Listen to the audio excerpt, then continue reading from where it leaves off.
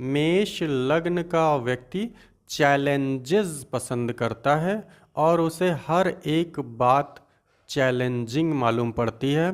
जैसे उदाहरण के तौर पर मैं कहना चाहूँगा, और ये लोग हमेशा चैलेंज देना, चैलेंज लेना, ये दो चीज़ों में अपनी ज़िंदगी गुजारते हैं। अगर कोई इनसे चैलेंज कर दे कि आप अपने लिए मकान नहीं बना पाओगे, तो मेष लग्न का व्यक्ति मकान बनाने के पीछे ही पड़ जाएगा। ठीक है। अगर कोई कह दे आप अमीर नहीं बन सकते, तो अमीर बनने के पीछे पड़ जाएगा, क्योंकि मेष लग्न का व्यक्ति हर बात को एक चैलेंज की तरीके से लेता है। और यह व्यक्ति कई बार आर्ग्यूमेंटेटिव यानी कि बात को काटने वाला हो सकता है, क्योंकि यह व्यक्ति की अपनी एक निजी आइडेंटिटी बनाने में यह लगा रहता है। इसलिए जो भी व्यक्ति सामने कुछ कह रहा होता है, उस बात को यह एक्सेप्ट आसानी से नहीं करता है।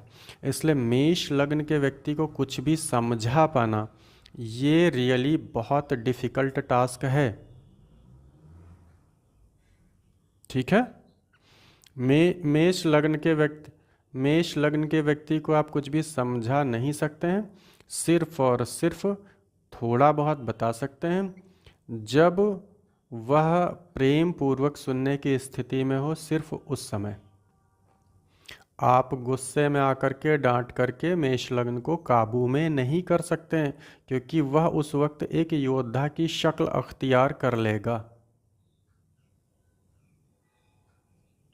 आप उसे डांटेंगे तो बदले में वह आपको भी डांट सकता है, और अगर वह बच्चा नहीं है, बड़ा है, तो आपकी पिटाई करना शुरू कर सकता है। तो मेष लग्न के व्यक्ति से आप हमेशा सावधान रहें और सचेत रहें। ठीक है।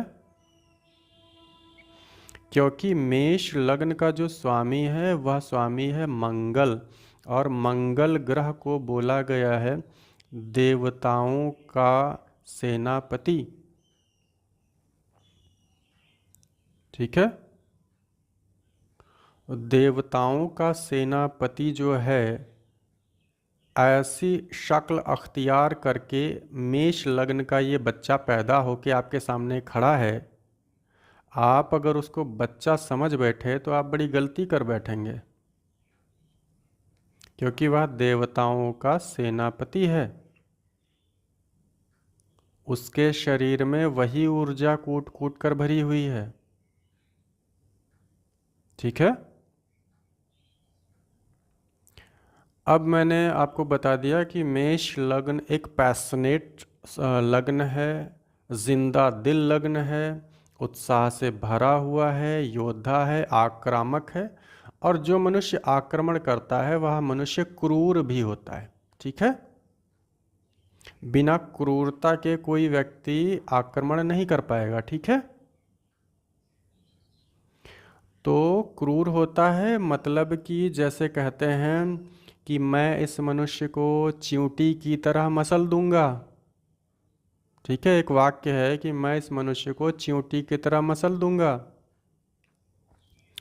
तो बात यहाँ पर यह आती है कि चींटी तो आपके दबाने से पहले ही मर गई थी, उसे मसलने की ज़रूरत क्या है?